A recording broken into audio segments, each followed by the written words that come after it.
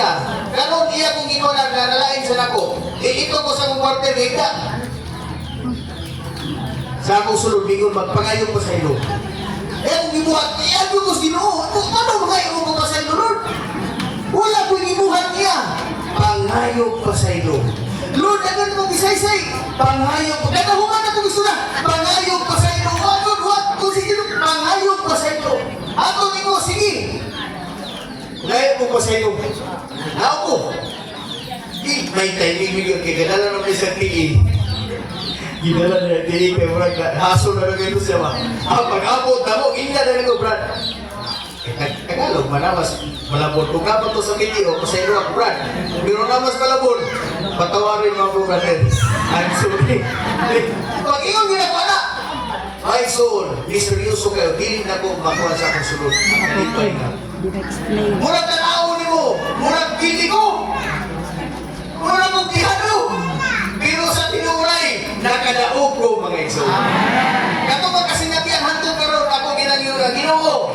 Murag pinanglan karunay gutang pangutanas, Ginoo, yun ayaw. Ay sana ba ako naman sa akin?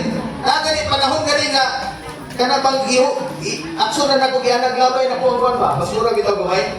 Ilabay, yung ko na lumay ba? Sus, hindi mo mati pagkapuluta. Kita kami, kung sini mo gani-gani, mura mo niya akong suko, puluta. Ilabay dito sa basurahan. Pero pagkahuman mo kayo sunod. Grabe ang kalipay sa sunod. Pero kita kay Diyo na, ayaw nagpasaylo. Ayaw magpasaylo. Nasigi na siya. Kung isahon lang yan sa lasos. Kaya ikaw mo muna si Timanan. Ewan ko magkakabasa sa verse na more getting the things. Muna ginaglatag pulang mga igsoon. Okay. Amen. So, praise the Lord. Ang masabot ni ay sa Diyos Lord na pagkinabuhi. Ang tanan na itong buhaton, pauban sa Diyos, diha sa Diyos. Kasi kita pagkutana. Kung ganin ang magkutang sa tao at tumangan sa kaway sa kinabuhi, the principle goes with it. Nga ang tao, kanunay mo depende sa Diyos. Isang kapay pulong ihatag ang Diyos. Ang Bible, wala ka pasabot ka. Tanaw na ni mula pang mga sinirubis. Sige na bitaw tagadaw ka na nga pa. Arkal na ito taon. May kanaw ka pa. Pagdala, pwedeng pakaya. Kailangan may instant speaking ang Ginoo.